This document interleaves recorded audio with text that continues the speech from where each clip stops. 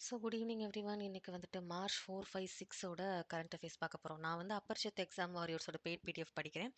அதுலேருந்து நான் நோட்ஸ் எடுக்கிறது தான் அப்படியே ரெக்கார்டடாக வந்து போட்டுட்ருக்கேன்.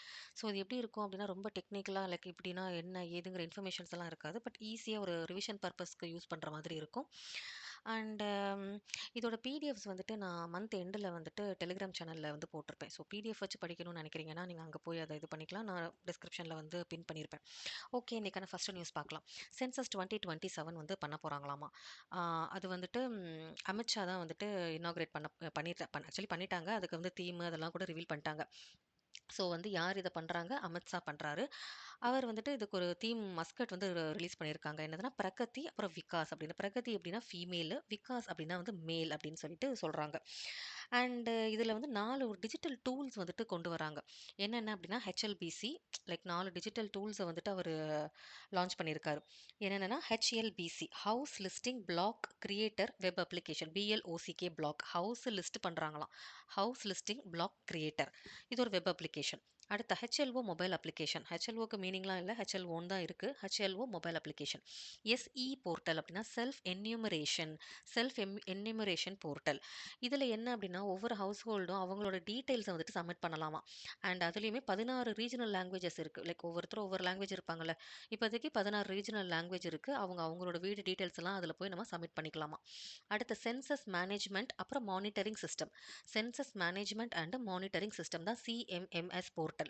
ஸோ 4 இருக்குது. House listing block creator web application, இது ஒரு web application. HLO mobile application, self enumeration portal, CMMS போர்ட்டலுங்கிறது census management and monitoring system.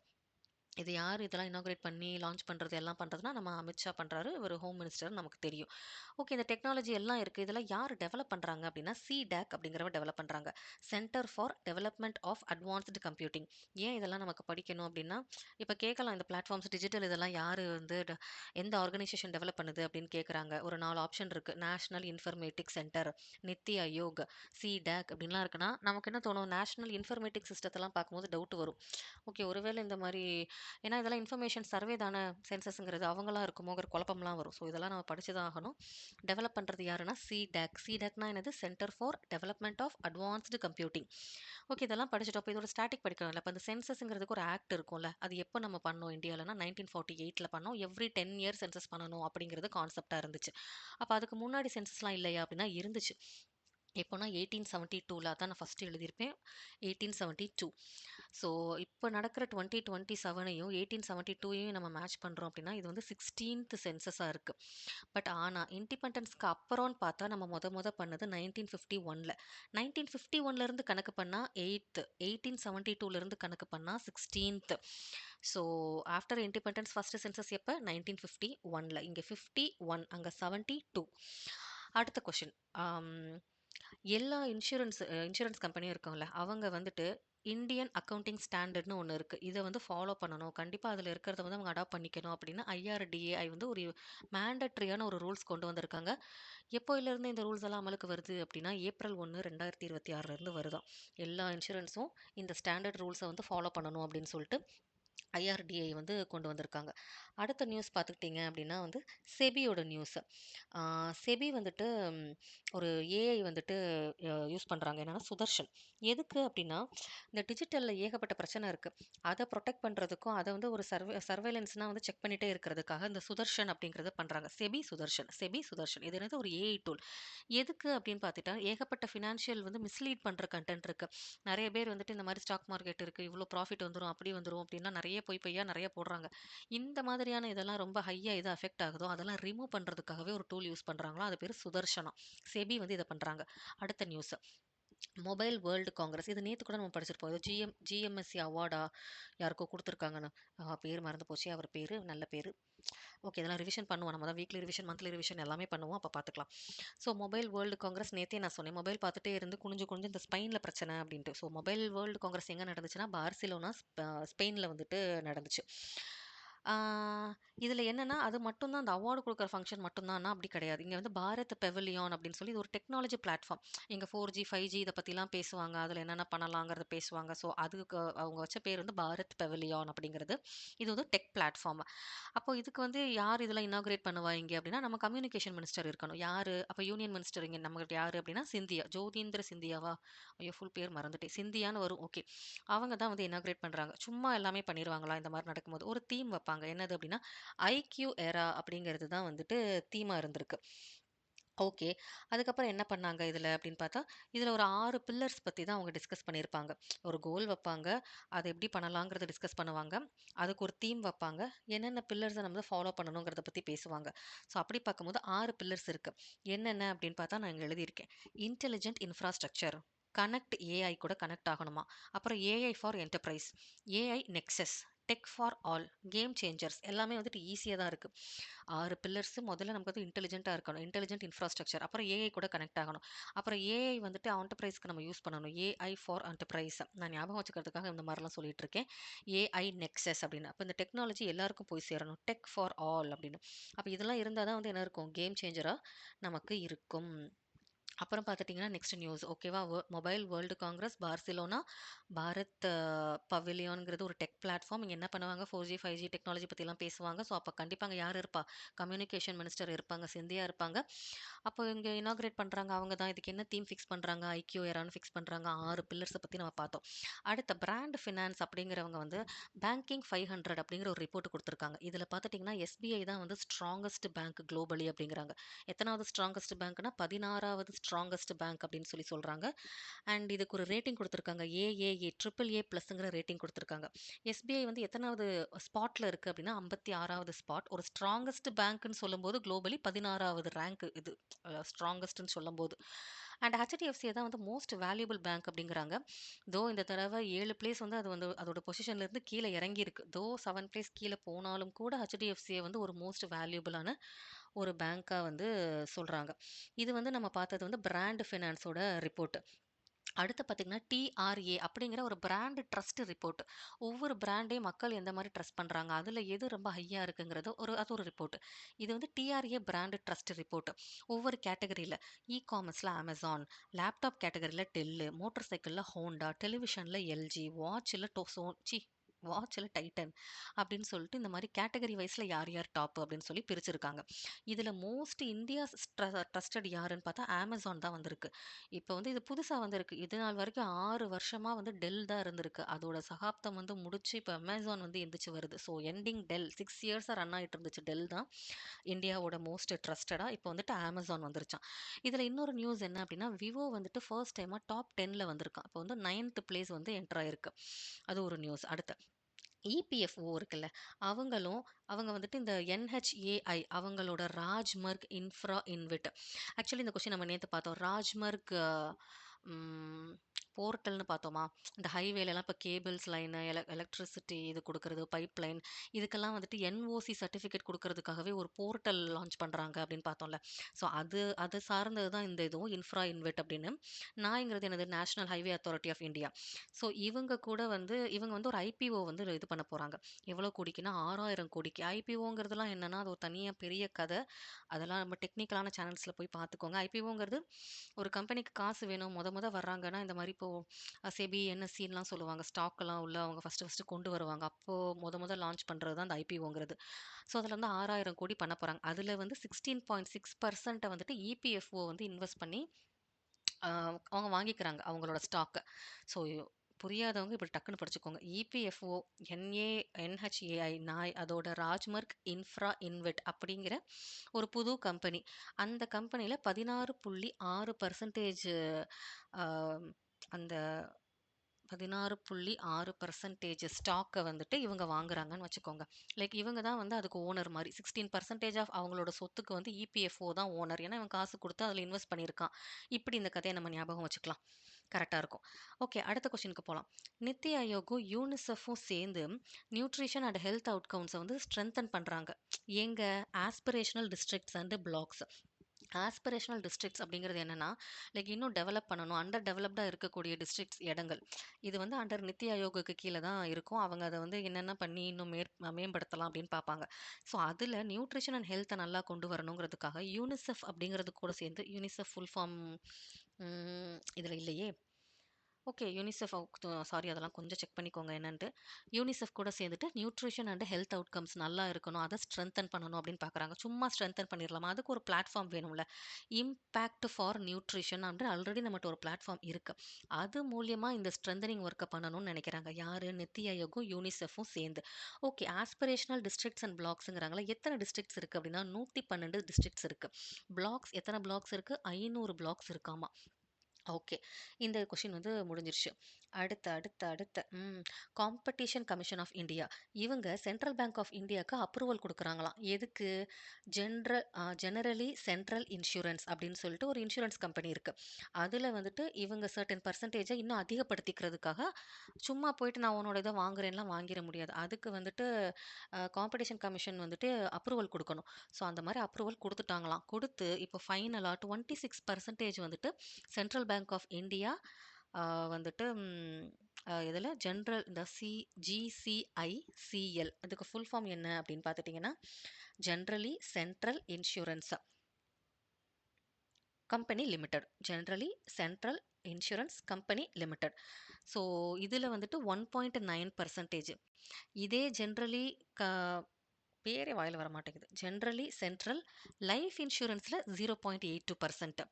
Life இன்சூரன்ஸ்ல 0.82% வெறுமனே இன்சூரன்ஸ் கம்பெனி லிமிடெட்னு வந்துச்சுன்னா, அதுல 1.09%ன்னு மொத்தமா பார்த்துட்டீங்கன்னா, இந்த ஜெனரல் இன்சூரன்ஸ்ல வந்து 26% வந்து இப்ப சென்ட்ரல் பேங்க் வந்து ஹோல்டு பண்ணிட்டு இருக்கு. இதுக்கு இந்த அடிஷனல் பண்றதுக்கு யார் அப்ரூவல் குடுப்பாங்க? Competition commission of India. ஏன்னா அது ஒரு கொஸ்டினா வரலாம். அக்வயர் பண்ணியிருக்காங்க. இந்த அக்வயர் பண்றதுக்கான அம் ஓகே சொல்றது யாரு? எந்த ஆர்கனைசேஷன்னு கேட்டா, காம்படிஷன் கமிஷன் ஆஃப் இந்தியான்னு நமக்கு எழுதணும். CCI competition commission of India அப்படின்ட்டு நம்ம எழுத தெரியணும் நமக்கு. அடுத்து ஜியாலஜிக்கல் சர்வே ஆஃப் இந்தியா இருக்காங்கல்ல, அவங்களோட 176வது ஃபவுண்டேஷன் டேவ வந்து செலிப்ரேட் பண்ணியிருக்காங்க இப்போ. அண்ட் இவங்க வந்து ஃபர்ஸ்ட்டு எப்போ அப்ப லான்ச் ஆச்சுன்னா, 1851ல ஜியாலஜிக்கல் சர்வேல இதெல்லாம் வந்து ரொம்ப முன்னாடிக்கே முன்னாடி 90ஸையும் தாண்டி 80ஸ்க்கு பின்னாடி போயிருச்சு. 1851 இவங்களோட ஹெட் குவார்ட்டர்ஸ் எங்க அப்படின்னு பார்த்தா கல்கத்தால இருக்கு. அண்ட் இவங்களுக்கு ரீஜனல் ஆஃபீஸ்லாம் இருக்கு. கேட்கலாம். ஏன்னா இதெல்லாம் அப்போயிலருந்து இருக்குல்ல. அப்ப இது இந்த 6 இடத்துல தான் ரீஜனல் ஆஃபீஸ் இருக்குன்னா, ஏதாவது ஒரு பேர் எக்ஸ்ட்ரா குடுத்து, இப்ப சென்னைன்னு ஒண்ணு எக்ஸ்ட்ரா குடுத்து எது இல்ல அப்படின்லாம் கேட்பாங்க. ஸோ இதெல்லாம் நம்ம படிச்சு தான் ஆகணும். வேற வழி இல்ல. எங்கெங்க இருக்கு? லக்னோ, ஜெய்ப்பூர், நாக்பூர், ஹைதராபாத், ஷில்லாங், கொல்கத்தா. கொல்கத்தா ஒண்ணு எழுதிரலாம். லக்னோ, ஜெய்ப்பூர், நாக்பூர், ஹைதராபாத், ஷில்லாங். லக்னோ, ஜெய்ப்பூர், நாக்பூர். ஜெய்ப்பூர், நாக்பூர் சொல்லிரலாம். லக்னோ, ஹைதராபாத், ஷில்லாங், கொல்கத்தா. ஓகே. இப்ப இது வந்து படிச்சாச்சு. அடுத்து India's first river in light house அப்படின்னு சொல்லி பிரம்மபுத்திரா ரிவர்ல வந்துட்டு லைட் ஹவுஸ் வந்து வைக்கிறாங்களாம். அதுக்கு வந்து அடிக்கல் நாட்டு விழா வந்து நடந்திருக்கு.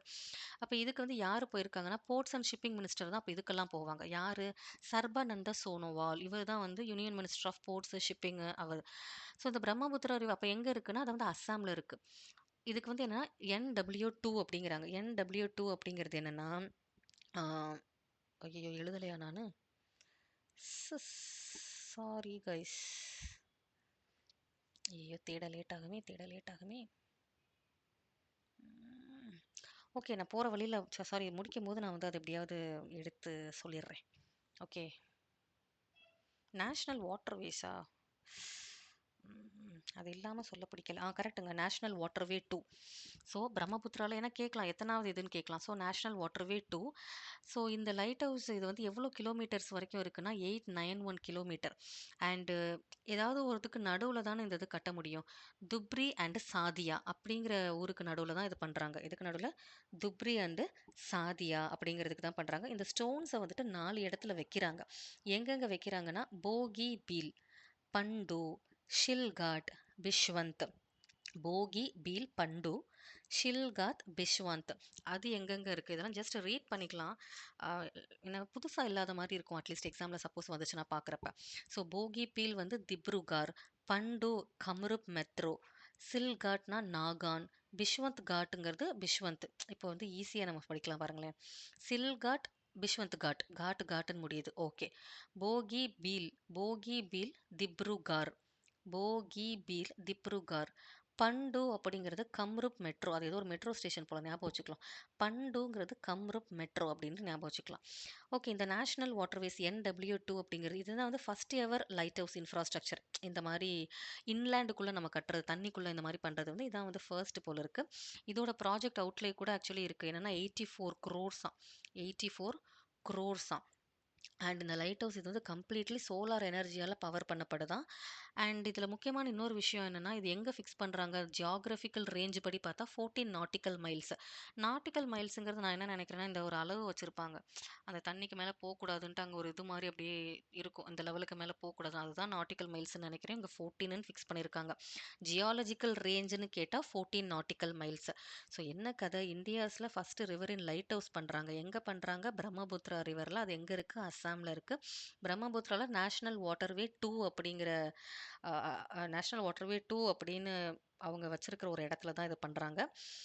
இங்க வந்து அடிக்கல் நாட்டு விழா பண்றாங்க. எந்தெந்த இடத்துலன்னா 4 ஸ்பெசிஃபிக்கான ஒரு சைட்ல பண்றாங்க. போகி, பீல், பண்டு, ஷில்காட், பிஷ்வந்த் காட். பிஷ்வந்த் காட்டுக்கு பிஷ்வந்த்ங்கிற இடம் தான் போல. சில்காட் அப்படிங்கிறது வந்து நாகோன். பண்டு கம்ருப் மெட்ரோ. போகி பீல் அப்படிங்கிறது டிப்ரூகார் அப்படிங்கிறது. ஸோ அவ்வளோதான் இந்த கதைன்னு நினைக்கிறேன். முடிஞ்சிருச்சா? அப்போ முடிஞ்சிருச்சு. இந்த கதை எனக்கு பிடிக்கல ஆக்சுவலி. ஓகே. தென் கண்ட்ரீஸ் ஃபர்ஸ்ட் ஃபுல்லி ஒரு ஆப்பரேஷனல் ரிங் மெட்ரோ. இப்போ டெல்லியில பார்த்துட்டிங்கன்னா ஒரு மெட்ரோ இருக்காம். அது வந்து ஓவராலா வந்து அந்த சிட்டியவே சர்க்குலரா எல்லா இடத்துக்கும் போயிட்டு வர்ற மாதிரி இருக்கு போல இருக்கு. கேபிட்டலே சுத்துற மாரி. ஏன் இது ஒரு நாள் வரைக்கும் அப்படி இல்ல அப்படின்னா, இது நாள் வரைக்கும் அப்படி கிடையாது.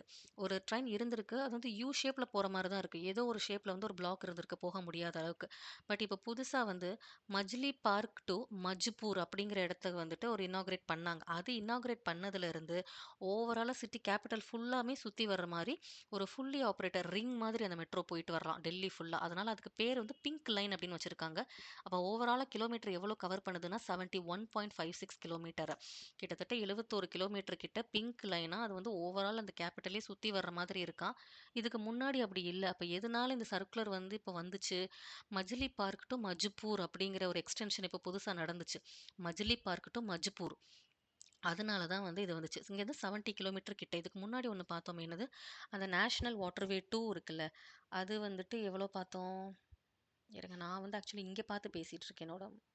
நான் படிச்சதுலேருந்து பார்த்து பேசுறேன். ஸோ அதனால தான் கொஞ்சம் லேக் எடுக்குது. ம். ஓகே. நான் அந்த 891 கிலோமீட்டர் அப்படிங்கிறது வந்து எத மீன் பண்ணுதுன்னு நான் தெளிவா எழுதாம விட்டுருக்கேன். ஓகே. இந்த நேஷனல் வாட்டர்வேங்கிறதுல இது ஓவராலா பார்த்துட்டீங்கன்னா, அந்த பிரம்மபுத்திரா ரிவர்ல வந்துட்டு 891 கிலோமீட்டர் அட்ட ஸ்ட்ரெச்சுக்கு இருக்காமா. அந்த பிரம்மபுத்திரா ரிவர் வந்துட்டு எங்க டூ எங்க போகுது அப்படின்னா, அந்த துப்ரி டூ சாதியா அப்படிங்கிற அந்த பார்டரெல்லாம் கவர் பண்ணுது. துப்ரி அண்ட் சாதியா பார்டர்லாம் கவர் பண்ணி அந்த ரிவரோட ஓவரால் ஸ்ட்ரெச் பார்த்துட்டீங்கன்னா 891 கிலோமீட்டரா. அதுல அத தான் நேஷனல் வாட்டர்வே 2ங்கிறாங்க. லைக் இது ஒரு இப்ப 4 இது சேர்ந்தது நம்ம ஒரு ரீஜன்னு சொல்ற மாரி, தண்ணிக்குள்ள வந்துட்டு நேஷனல் வாட்டர்வே 1, 2ன்னு இருக்கு போல இருக்கு. அதுல நேஷனல் வாட்டர்வே 2ங்கிறது 891 கிலோமீட்டர். எவ்வளோ தூரம் வரைக்கும் அது கவர் ஆகுதுன்னா, துப்ரிங்கிற ஒரு இடத்துல இருந்து சாதியாங்கிற இடம் வரைக்கும் கவர் ஆகுது. அதுக்கு நடுவுல தான் இந்த ப்ராஜெக்ட் வருது. Light house project. அதுல ஒரு 4 இடம் ஸ்பெசிஃபிக்கா இருக்கிறது தான் இந்த போகிபீல், பண்டுங்கிற இடம்லாம். இப்ப எனக்கு தெளிவா புரிஞ்சிருச்சு. ஓகே. உங்களுக்கும் புரிஞ்சிருக்கும்னு நெனைக்கிறேன். அடுத்து பார்த்துட்டீங்கன்னா, ரைசினா டயலாக் அப்படின்னு சொல்லிட்டு ஒண்ணு. இது என்ன அப்படின்னா, ஒரு கான்ஃபரன்ஸ் மாரி நம்ம இந்தியால பண்றாங்க. எதுக்குன்னா, இந்த ஜியோ பாலிட்டிக்ஸ், ஜியோ சயின்ஸ் இதெல்லாம் பத்தி இங்க டிஸ்கஸ் பண்ணுவாங்களாமா. இது 11த் எடிஷன். இந்த மாரியான டயலாக்லாம் மோஸ்ட்லி வந்து டெல்லியில தான் நடக்கும். இதுல யாரெல்லாம் கலந்துக்கிட்டா அப்படின்னா, பிஎம் மோடி இருந்திருக்காரு. கெஸ்ட்டா யார் வந்திருக்காங்கன்னா, ஃபின்லாண்டோட பிரசிடென்ட் வந்திருக்காங்க. அவங்க பேரு அலெக்சாண்டர் ஸ்டப். கேட்கலாம் கெஸ்ட்டா. ஏன்னா இந்த மாரி கொஸ்டின்ஸ்லாம் தானே இப்ப வந்துச்சு. எக்ஸாம் மெயின்ஸ் எழுதினவங்களுக்கெல்லாம் தெரிஞ்சிருக்கும். இந்த மாரி ஒருத்தர் விசிட் பண்ணாரு. அவரோட பிரசிடென்ட் யாரு? அந்த ஊரோட பிரசிடென்ட் யாரு? பிரைம் மினிஸ்டர் யாரு? இப்படிலாம் தான் கொஸ்டின் வந்துச்சு. ஸோ ரைசினா டயலாக் அப்படிங்கிறது ஒரு கான்ஃபரன்ஸ் மாரி நடக்கிறது. இந்தியால நடக்கிறது. எதுனா ஜியோ பாலிட்டிக்ஸ், ஜியோ எக்கனாமிக்ஸ் இத பத்திலாம் இதுல டிஸ்கஸ் பண்ணுவாங்க. இதுல வந்து இப்ப நமக்கு கெஸ்ட்டா வந்தது யாரு அப்படின்னா, ஃபின்லாண்டோட பிரசிடென்ட் வந்திருக்காரு. அவர் பேர் வந்து அலெக்சாண்டர் ஸ்டப் அப்படின்னு. அப்ப இங்க வந்து தீம் நெறைய வச்சிருப்பாங்கல்ல. சும்மாலாம் கான்ஃபரன்ஸ் நடக்காது. என்ன தீம் அப்ப? சம்ஸ்காராங்கிறது தான் தீம். அதுல என்ன இருக்கு? Assertion, accommodation, advancement. ரைசினா டயலாக்ல என்னென்ன வரும்? Assertion, accommodation, advancement. இதுலயும் கீ பில்லர்ஸ் இருக்கு. ஆல்ரெடி ஒரு 6 பில்லர் பார்த்தோம். எதுக்கு பார்த்தோம் அந்த 6 பில்லர்ஸையும்? இப்பதான் படிச்சேன். ஆனா எனக்கு ஞாபகம் இல்லையே. 6 பில்லர்ஸ் எதுக்கு பார்த்தோம்? ம். 6 pillars. Mobile world congress Barcelona ஸ்பெயினுக்கு பார்த்தோம். இப்போ இந்த 3 எதுக்குன்னா Raisina dialogue conference. Assertion accommodation அட்வான்ஸ்மெண்ட்டுங்கிறது தீமு. கீ பிளாட்ஃபார்ம்ஸ் வந்துட்டு contested frontiers. Repairing the common. Common பிரச்சனைகளை வந்து சரி பண்ணுறாங்களா எப்படியோ ஞாபகம் வச்சுக்கலாம். Repairing the common. Trade in the time of tariff. Trade in the time of tariff. டேரிஃப்னா டேக்ஸ் எல்லாம் நிறைய போடுவாங்க, அந்த டைம்லையும் ட்ரேட் நடக்கணுமா, அதை பற்றி பேசியிருக்காங்களா எனக்கு தெரியல. ஏதோ ஸோ பிரச்சனைகள் எதுவும் சரி பண்ணணுமா, repairing the commons, trade in the time of tariff, அப்புறம் கான்டெஸ்டட் ஃப்ரான்டியர்ஸ் அப்படின்னு சொல்லிட்டு 3 பில்லர்ஸை பற்றி இதில் வந்து டிஸ்கஸ் பண்ணியிருக்காங்க. ஆம், அதுக்கப்புறம் ஜனுசந்தி சப்தா அப்படிங்கிறது ஒன்று. இது வந்து என்ன ஹெல்த் கேம்ப்ஸ் மோஸ்ட்லி. ஜனுசந்தி அப்படிங்கிறதே வந்து ஹெல்த்தை பற்றி பேசுகிறதா, ஹெல்த் கேம்பெயின்லாம் நிறைய வைப்பாங்க. இதுக்கு வந்து ஒரு தீம் வச்சுருக்காங்க, என்னன்னா ஜனுசந்தி ஷாஷ் ஷாஷ்டி பி. ஷாஷ்டி பி. ஜனு சந்தி ஷாஷ்டி பி. பரோசிமந்த் பி. ஜனு சந்தி பரோசிமந்த் பி. இது வந்து ஹிந்தி நேம். ஷேஹத் கி பாத் பச்சத் கி சாத். சேஹத் கி பாத் பச்சத் கி சாத். இதெல்லாம் கேட்பாங்களான்னு தெரியல, ஜஸ்ட் தெரிஞ்சுக்கலாம். தீம் நமக்கு என்ன அப்படின்னா பி பி அப்படின்னு சொல்லி முடியணும். ஜனுசந்தி அப்படிங்கிறதுக்கு தீம் வந்து பி பி. அங்கே டிஹெச்ஐ ஜனுசந்தி, இங்கே வந்துட்டு பிஹெச்ஐ பி பி அப்படின்னு முடியணும். ஒன்று ஷஷ்டி பி, ஜனுசந்தி ஷஷ்டி பி, பரோசிமந்த் பி அப்படின்னு 2 முடியுது. ஓகே, இப்போ இது வந்து எத்தனாவது இது நடக்குதுன்னா 8th ஜனுசந்தி திவாஸ் அப்படின்னு சொல்லிட்டு வருஷம் வருஷம் மார்ச் 7ஆம் தேதி வந்து பண்ணுறாங்க. இங்கே என்னென்னா நிறைய மெடிசன்ஸ் கொடுக்குறது, நிறைய ட்ரீட்மெண்ட்ஸ்லாம் டயக்னோஸ் பண்ணுறது, என்ன பிரச்சனைன்னு பார்க்குறது, இதெல்லாம் ஃப்ரீயாக பண்ணுறாங்க. அண்டு இதுக்கு வந்து ஒரு சென்டர்ஸ்லாம் இருக்குது. மொபைல் ஆப்பில் வந்துட்டு அந்த மெடிக்கல் சென்டர்ஸில் வந்து நம்ம வாங்கிக்கலாம் மெடிசன்ஸ் எல்லாம். பார்த்தீங்கன்னா ரொம்ப சீப்பாக இருக்குமா, ஒரு 50 to 90% அங்கே பொருள்கள்லாம் வந்து நம்ம சீப்பாக இருக்குமா. இந்த மாதிரி ஒரு அஃபோர்டபிலிட்டிலாம் கொண்டு வரணுங்கிறதுக்கு தான் இந்த ஜனுசந்தி சப்தேங்கிறது, லைக் ஹெல்த் கேம்பெயின் இதெல்லாம் பண்ணுறது. ஸோ அதோட தீம் என்னதுன்னா ஜனுசந்தி ஷஷ்தி பி பரோ சீமந்த் பி. பரோ சீமந்த் பி. இதில் வந்துட்டு 8th ஜனுசந்தி திவாஸ், இதெல்லாம் ஒரு அவேர்னஸ் கொண்டு வருது, இப்பெல்லாம் நடக்குதுன்னு தெரியணும்னு கொண்டு வரதுக்காக மார்ச் 7ல் வந்து இதெல்லாம் பண்ணிட்டு இருக்காங்களாம். அடுத்த பார்த்துட்டிங்க அப்படின்னா okay, MOHFL Motilal Oswal home finance limited. இவங்க வந்துட்டு ஏஷியன் டெவலப்மெண்ட் பேங்க்கு கூட வந்துட்டு ஒரு ஒரு அக்ரிமெண்ட் பண்ணுறாங்க. எவ்வளோக்கு அப்படின்னா $100 மில்லியன். ஏன் அப்படின்னா அஃபோர்டபுள் ஹவுசிங். ஏன்னா அதிலே வந்துருச்சு மோதிலால் ஆஸ்வல் ஹோம் ஃபினான்ஸ் இவ்வளோ. அப்போ ஹோம் ஃபினான்ஸ் அப்படிங்கிறது ஹவுசிங்க்கு, அஃபோர்டபுள் ஹவுசிங்காக இவங்க வந்து டைப் வச்சுருக்காங்க. யாரு கூட, ஏடிபி கூட, ஏஷியன் டெவலப்மெண்ட் பேங்க்கு கூட. எவ்வளோக்கு, $100 மில்லியன். இதே ஏடிபி ஃபஸ்ட்டு கிளாஸில் ஐஐஎஃப்எல் ஃபினான்ஸ் கூட பார்த்தோம், அது 300 பில்லியன். மோத்திலால் ஆஸ்வால் கூட பார்த்தா 100 மில்லியன். இப்போ ஸோ இங்கே அஃபோர்டபுள் ஹவுசிங்காக இதில் ஸ்பெஷலாக என்னென்னா ஒரு 10% வந்து ஒதுக்கீடு யாருக்கு அப்படின்னா விமன் வந்துட்டு பாரோவராக இருக்காங்க அப்படின்னா அவங்களுக்கு வந்து ஒரு 10% ஒதுக்குறாங்க. எதுக்கு இந்த உமன் வந்து டார்கெட் பண்ணுறாங்க அப்படின்னா நிறைய ஹோம் ஓனர்ஸில் வந்துட்டு விமன் வந்து இல்லையா, 13% தான் இருக்காங்களாம். ஸோ விமன் முன் வந்து பண்ணுறாங்க, அதுவும் க்ரீன் பில்டிங்காக பண்ணுறாங்க, அந்த ஸ்டாண்டர்ட்ஸ் எல்லாம் ஃபாலோ பண்ணுறாங்க ரெசிடென்ஷியல் இதுக்கு அப்படின்னா ஒரு 10% ஒதுக்கீடு அவங்களுக்கு தனியாக இருக்குது. So ADB Motilal home finance கூட $100 மில்லியன் சைன் பண்ணியிருக்காங்க. எதுக்குன்னா அஃபோர்டபுள் ஹவுசிங்காக. ஓகே, அடுத்த கொஸ்டின். டிசிஜிஐ அப்படின்னா drug controller general of India. Drugs controller general of India. இவங்க வந்துட்டு இதில் வந்துட்டு ஒருத்தரை ரீஅப்பாயிண்ட் பண்ணியிருக்காங்க. யார் அப்படின்னா ராஜீவ் சிங் ரகுவன்ஷி அப்படிங்கிறவங்கள. இவங்க ஆல்ரெடி இருந்திருக்காங்க, இவங்களே திருப்பி ரீஅப்பாயிண்ட் பண்ணியிருக்காங்க. யார் மூலியமாக ரீஅப்பாயிண்ட் பண்ணுறாங்க அப்படின்னா சும்மா பண்ணிட முடியாது, அதுக்கு ஒரு கமிட்டி இருக்கும். அந்த இதுதான் வந்து ACC, appointments committee of the cabinet.